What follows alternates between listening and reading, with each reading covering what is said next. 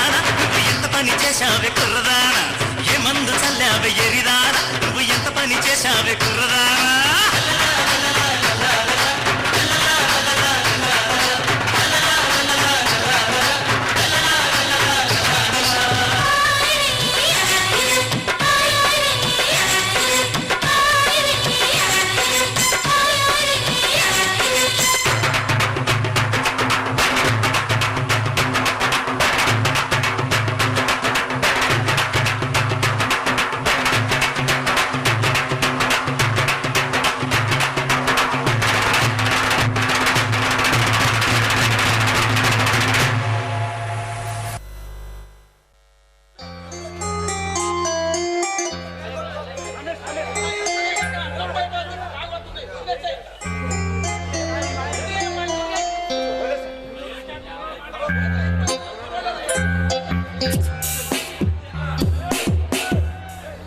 దేవి ఎంతసేపు అయింది వచ్చి?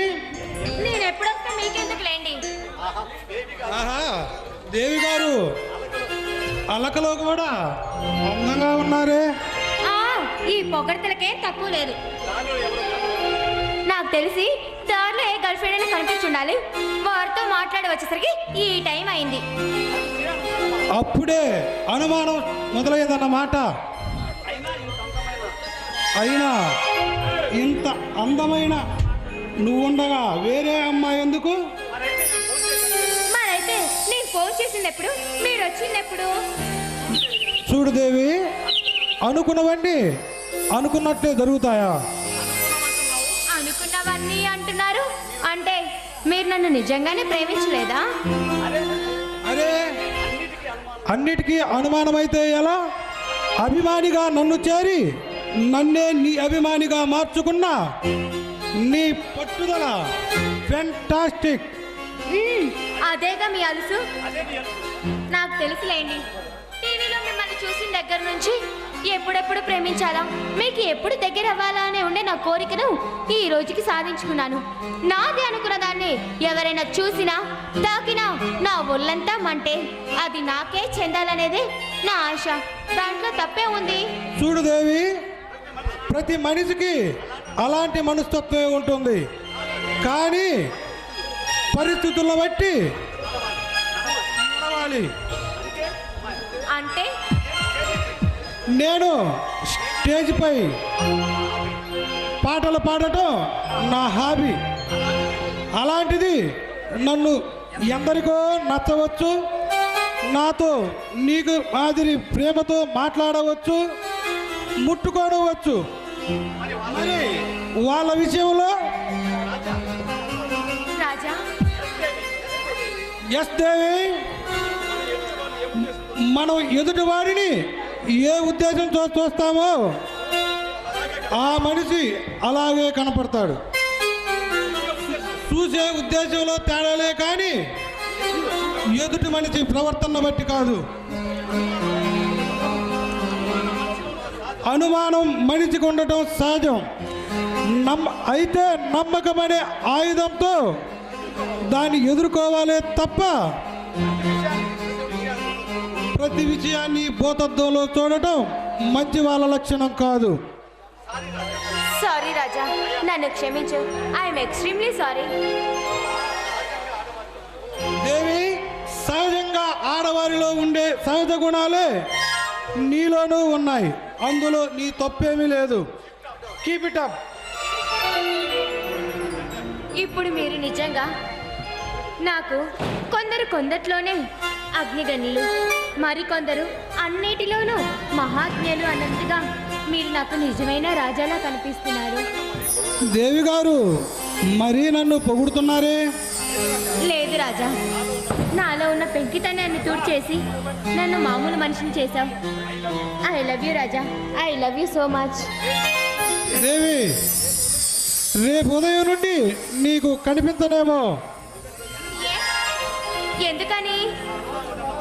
మా అన్న వదిన వద్ద నుండి ఇంతవరకు ఒక ఫోన్ కూడా రాలేదు. నేను ఫోన్ చేసినా సమాధానం లేదు. ఇంతవరకు ఎప్పుడు అలా జరగలేదు. ఇంతకీ మీ అన్నగారు ఏం చేస్తూ ఉంటారు? బొబ్బిల్లో పబ్లిక్ ప్రాసిక్యూటర్గా పనిచేస్తున్నారు. మా అన్నయ్యకి నేనంటే ప్రాణం. అన్నయ్య అంటే నాకు దైవంతో సమానం. చిన్నతనంలోనే అమ్మా నాన్నలు చనిపోయినా నన్ను పెంచి పెద్ద చేసి ఇప్పుడున్న స్థితికి చేర్చిన మహనీయుడు మా అన్నయ్య. ఆయన పట్టుదల గల మనిషి. ఆయన సిద్ధాంతాలే వేరు. దేనికి రాజీ పడని మనస్తత్వం మా అన్నయ్యది. నన్ను చదివించి ప్రయోజకుణ్ణి చేయాలని మా అన్నయ్య ఆశ. అయితే నాకు మొదటి నుండి సంగీతం అంటే ప్రాణం. అది గమనించిన మా అన్నయ్య నన్ను ఇప్పుడున్న స్థితికి చేర్చిన మహనీయుడు మా అన్నయ్య. అదీగాక అన్నయ్యను చూసి చాలా రోజులైంది. అందుకని బొబ్బిలి వెళ్ళి మా వదిన చేతి వంట తిని మన ప్రేమ విషయం అన్న వదినలకు చెప్పి తాలిబట్టుతో సహా తిరిగి వస్తాను. మరి ఎన్నాళ్ళకో తమరి దర్శనం? దేవి, జస్ట్ 1 వీక్, 7 రోజులు మాత్రమే. ఏంటి 1 వీకా? బాబోయ్, నేనుండలేను. 1 వీక్ అంటే ఎన్ని రోజులు తిరిగి వస్తుంది? జస్ట్ 7 రోజులు మాత్రమే. రాజా, నువ్వు ఉండగలవేమో కానీ నేను మాత్రం ఉండలేను. అందుకని నేను కూడా నీతో పాటే వస్తాను. అమ్మో, అన్న వదినలు చెండ శాసనులు. అందుకే అన్నయ్యకి ఇష్టమైన ఎర్ర చాలువ, వదినకి ఇష్టమైన కంచెపట్ట చీర తీసుకొని మన ప్రేమ విషయం చెప్పి ఫైనల్ చేసుకుని వస్తాను. అయితే త్వరగా రావాలి సుమా. నీకోసం 1000 కళ్ళతో ఎదురు చూస్తూ ఉంటాను. అయితే మరి నేను వెళ్ళి రానా? వెళ్ళబోయే ముందు వారం రోజులకి గుర్తుగా ఒక్కసారి గట్టిగా కౌగిలించుకొని ఒకసారి తీపిగా ఒక ముద్దివ్వు.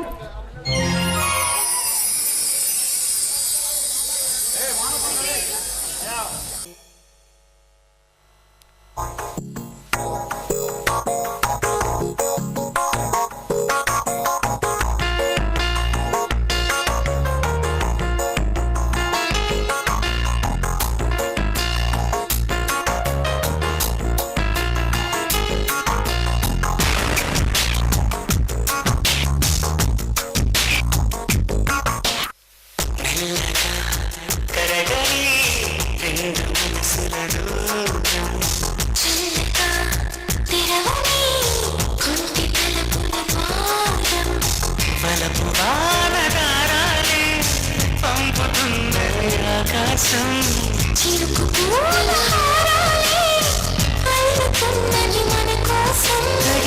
తడిపి తనతో నడిపి హరివిల్లులు వంతెన వేసిన శుభవేళ. వర్షం సాక్షిగా తెలపని నూరాకేశం. ఈ వర్షం సాక్షిగా కలపని బంధం. మెల్లగా కరగని 2 మనసుల దూరం. చల్లగా తెరవని కుంటి తలుపుల ద్వారం.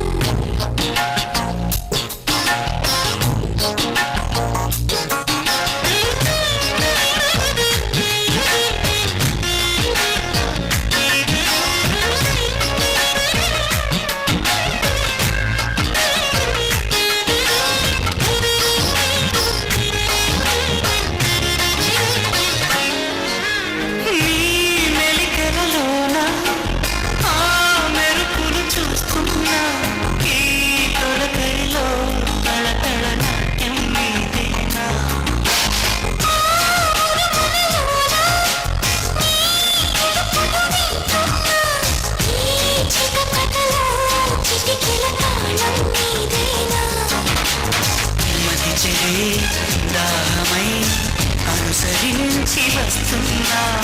చితపడే స్నేహమై అనునయించరా. చలి పిడుగుల సడిని జడిసిన విడియము తడబడి నిలువెడగా. ఈ వర్షం సాక్షిగా తెలపని దూరాకేశం.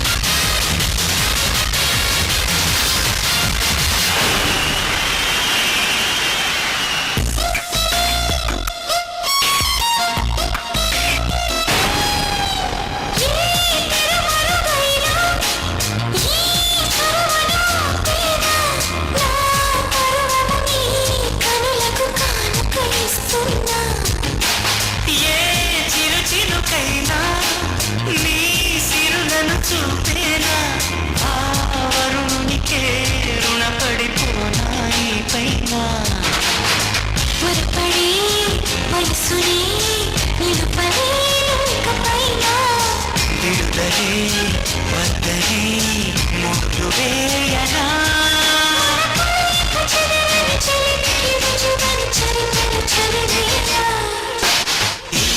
వర్షం సాక్షిగా తెలపని నాకే సొంతం ఈ వర్షం సాక్షిగా కలపని బంధం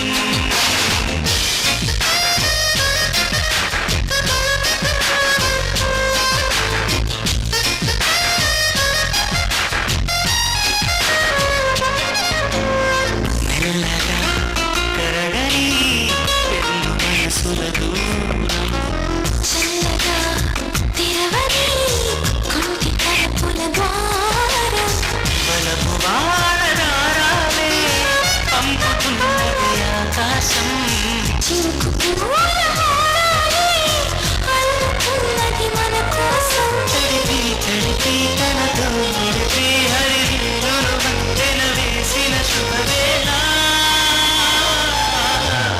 ఈ వర్షం సాక్షిగా తెలపని నాకే సొంతం ఈ వర్షం సాక్షిగా కలపని బంధం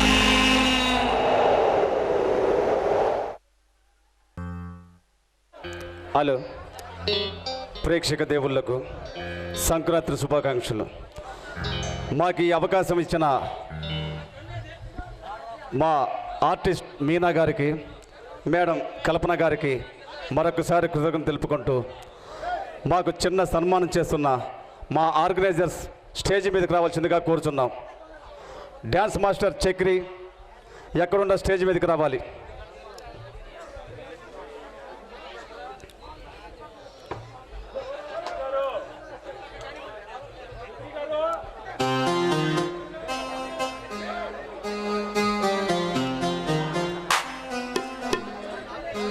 హలో రావాలి. మా ఆర్గనైజర్ భాస్కర్ రావు గారు.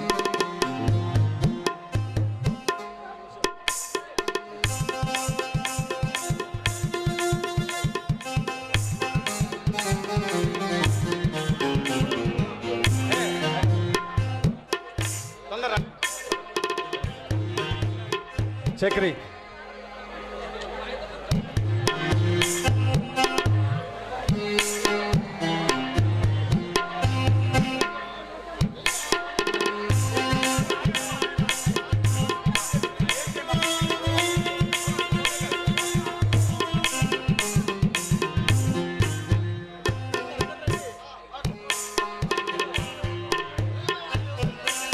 హలో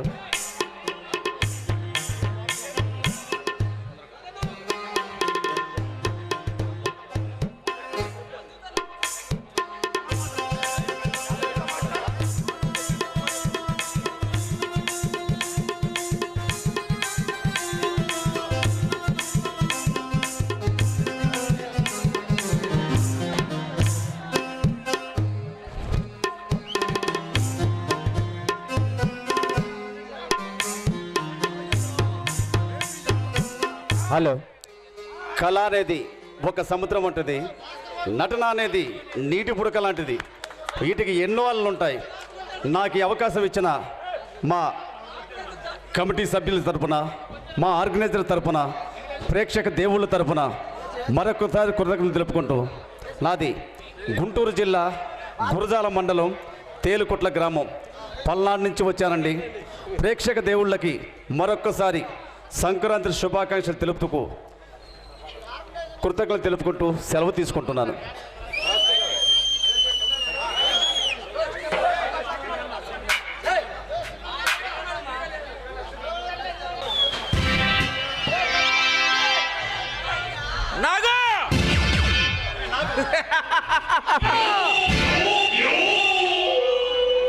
శత్రుశేషం రుణశేషం ఉండకూడదురా. పాపం జయచంద్ర దిక్కులను సావసొచ్చాడు. కానీ వాటితో పాటు అన్నమైన నేరాలని రుజువైన నేరాలు కూడా కాలిబూడిదైపోయినాయిరా. కానీ మనసులో కాస్త దిగులుగా ఉందిరా. నీకు దిగులెందుకన్నా? వా, ఆ జయచంద్ర భార్య వా, దాని అందమే అందమురా. దాన్ని అనుభవించకుండా చంపేశానని కాస్త మనసులో బాధగా ఉందరా. నీకు ఆవేశం ఎక్కువ అన్నా. వాడిని చంపి దాన్ని లేపుకొని రాకూడదా? అదే చేయాలని చూసా, కానీ నా మీద వాడు చెయ్యొద్దాడు రా. నా మీద చెయ్యొద్దిన వాడు చెయ్యి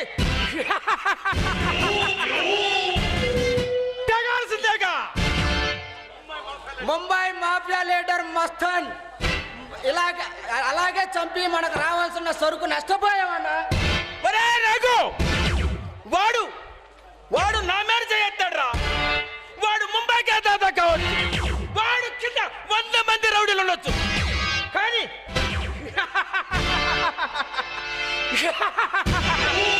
ఈ సింగనకు సిర్రెత్తుందంటే చిచ్చు పుట్టిన పేరాల్సిందే.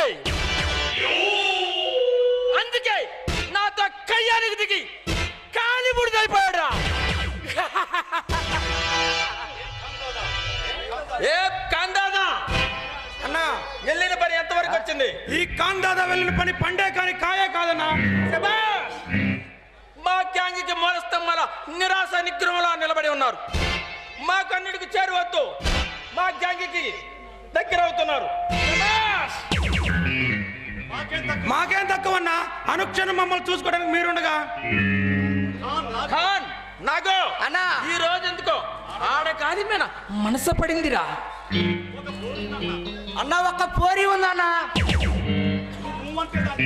నువ్వు అంటే దాన్ని వెళ్ళి తీసుకొని వస్తా. నాగో అన్నా మన పెద్దల పాతాల మందిరంలో ఏకాంతంలో ఉన్నాడు. అన్న చీకటి పడితే గాని అన్న మనకు కనిపించడు రా.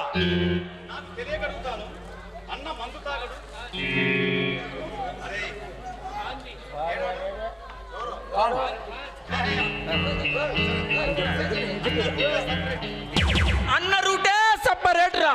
అన్న విషయం మీకు తెలియదా? తెలీదన్నా. అన్న మందు బదులు రక్తం తాగుతాడు. అన్న ఆడగాలి తగిలినట్టే మనం తప్పి మన రక్తం కూడా తాగుతాడు రా. అందుకే ఆడగన్న మందుని నేనే చెప్పించాను రా. పొరపాటు కదన్నా. ఏందిరా పొరపాటు? అన్న నేను ఒకసారి సింహాద్రి పర్వతాల్లో దాగి ఉన్నాం. అప్పటికి 2 రోజుల నుంచి తిండి లేదు. ఆ కొండ చుట్టూ పోలీసులు చుట్టుముట్టు ఉన్నారు. కానీ అంతలో ఓ చిన్నది అటుగా వెళుతున్నది. అంతే ఆమెను కిరాతకంగా చంపి భయంకరంగా చంపివేశాడు. నేనట్టుపోతే నన్ను కూడా గాయపరిచాడు. అదరా ఈ నుదుటి మీద కాటు. అందుకే తెలివిగా నేను ఆడగన్న మందని కొండ దేవత ఆడగన్న మందని నేనే చెప్పించాను రా.